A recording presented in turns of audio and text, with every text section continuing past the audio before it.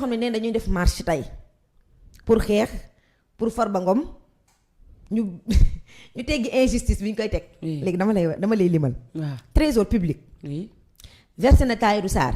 déglu ma bu baax. ci transfert yi. waaw ci transfert yi transaction yi.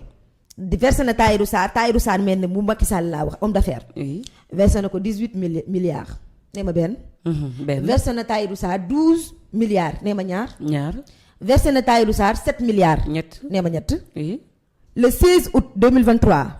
holding Sofico. ay tur yoo xamante ne nag moom seen tur yi soft lañ taamu ay tur yoo xam ni kenn xamul lu mu doon holding Sofico boobu. jox na Farba Ngom. 1 milliard 500. muy ñeent. jox ko 2 milliards 500. juróom. joxaat ko 1 milliard 500. juróom benn. joxaat ko 1 milliard 50 millions. jox na ko juróom ñaar Farba Ngom waaw. léegi ñu ñëw ci beneen entreprise bi. ok SPC Aba la tudd. beneen transfert encore. waaw boo xamante ni. moom moo dugalal xaalis SCP Tandian. ok ba léegi ñoom ci seen ñoom ñoo ko moom ci transfert yi diggante Tahirou Sarr ak Farba Ngom. léegi bu ñu jógee foofu. waaw dañuy dem ci standing investissement. léegi entreprise boobu. versé na SCP 2 roues. SCP 2 roues. ok bu Farba Ngom. entreprise boobu dugalal na ko xaalis xayri. SCP boobu noonu bu Farba Ngom boobu. Farba Ngom récupéré na fa 600 milliards 600 millions du moins 600 millions. d'accord xayri le 18 août 2023. holding Sofico boobu bu Tahirou Sarr. daal dina récupérer moom tamit lu toll ci 1 milliard 140 millions. moom Tahirou Sarr récupéré na ko. daal di ko jox ab benn notaire Tahirou Sarr. ci transfert bi. xayri.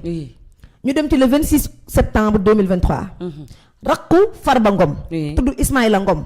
def na ab benn chèque jëlee ko ci benn SPC 2 roues boobu nga xam ne Farba Ngom moo ko moom. jël na fa benn chèque boo xamante ne 500 millions la récupéré na ko fa. ni Farba Ngom moo ko sant.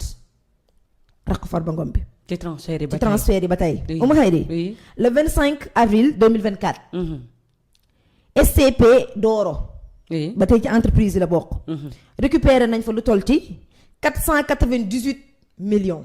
ñoom ci diggante Tahirou Sarr. Farba Ngom ñoo ko sekk. le 2 mai 2024. entreprise boobu ñuy woowee SCP 2 roues. versé na entreprise bii ñuy woowee xayri. SCP Aba versé na ko lu toll ci 209 millions. ci millions yi ba tey. ma ñëw ci foncier yi. benn foncier boo xamante ni xayri 18 538 DG 2 lañ ko tuddee ñoom xam nga ñoom moom seen ay termes lañ yor lay doon.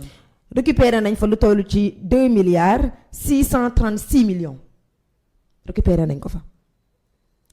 benn parcelle bu nekk Ngor moom Tahirou Sarr. jël na fa lu toll ci koppar 7 milliards 295. xayri. ndey loolu yëpp ay même Tahirou Sarr boobu jëlaat na fa 3 millions jëlaat na fa 3 milliards. 698.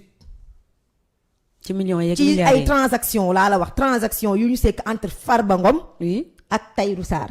Farba Ngom ak Tahirou Sarr waaye man ki leen doon tànnal seen tur yi ay SCP Aba. ay SCP Tandian ay SCP Doro ay AG xawma lan 2 roues mais ñii seen ñii xóot nañu xalaat nag. ay langage codé la ñu yor. ay langage codé. te rakku Farba Ngom. mi ngi ci biir Ismaïla Ngom moom ndax def na transaction ni transaction boobee. moom daal Farba Ngom